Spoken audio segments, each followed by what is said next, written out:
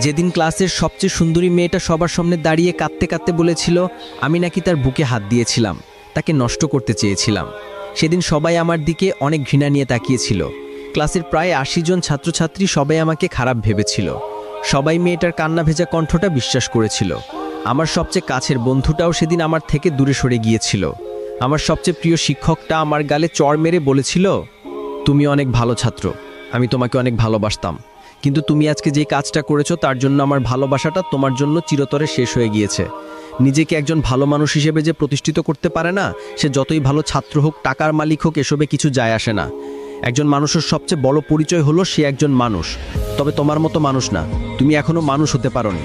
যদি পারো মানুষ হয়ে দেখাও। সেদিন আমি ক্লাসের কারো দিকে চোখ তুলে তাকাতে পারিনি। কোনো অপরাধ না করেও নিজেকে অনেক বড় অপরাধী মনে হয়েছিল। আমার দুঃখটা সেদিন কারো সাথে শেয়ার করতে পারিনি। ক্লাসে যতটুকু সময় ছিলাম ততটুকু সময় আমি নিচের দিকে তাকিয়ে শুধু চোখের পানি ফেলেছিলাম। সেদিন আমি বুঝেছিলাম চোখের পানিরও দাম কম আর বেশি হয়, কারণ মেয়েটার চোখের পানি দেখে সবাই অনেক ইমোশনাল হয়ে গিয়েছিল। আমি মেয়েটার সাথে এসব করেছি কিনা সেটা না জেনেই সবাই মেয়েটার জলভরা চোখ দেখে তার কথা বিশ্বাস করেছিল। কিন্তু আমার চোখের পানিটা কাউকে আবেগী করতে পারেনি। আমার মতোই আমার চোখের পানিটাও কম দামি। ক্লাস থেকে চলে আসার সময় ওই মেয়েটার সাথেই আমি কথা বলি, যে মেয়েটা সবার সামনে আমাকে এভাবে খারাপ একটা ছেলে হিসেবে পরিচয় করিয়ে দিয়েছে। আমি তার কাছে গিয়ে তাকে কিছু কথা বলি, তুমি এমনটা না করলেও পারতে। তুমি হয়তো ভেবেছিলে এমনটা করার পর আমি তোমার সম্পর্কে কোনো কিছু বললে কেউ বিশ্বাস করবে না, সবাই ভাববে তোমার উপর প্রতিশোধ নেওয়ার জন্য তোমার সম্পর্কে খারাপ কথা বলছি। কিন্তু তুমি হয়তো জানো না, তুমি এসব না করলেও আমি তোমার সম্পর্কে কারো কাছে কিছু বলতাম না।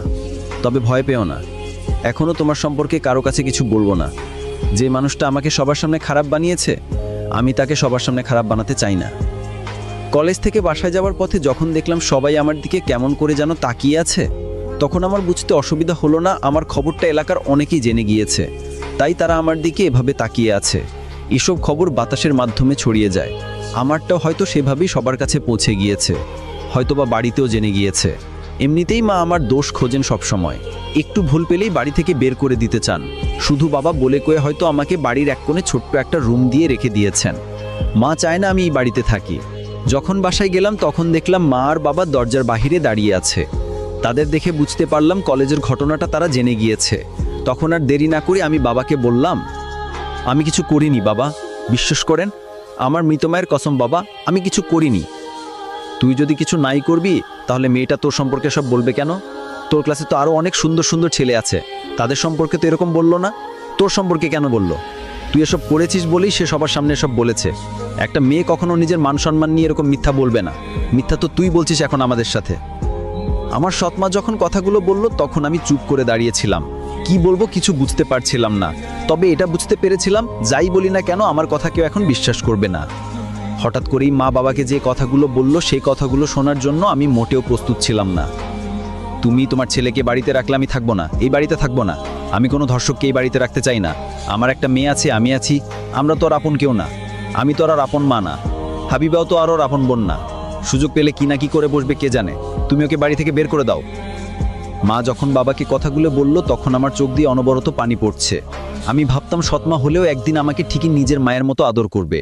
আমি সবসময় আমার সৎ মায়ের মন জয় করার চেষ্টা করেছি, কিন্তু আমি ব্যর্থ হয়েছি।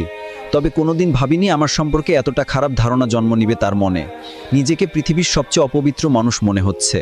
লজ্জায় অপমানে সেদিন আমি তাদের সামনে দাঁড়িয়ে থাকতে পারিনি।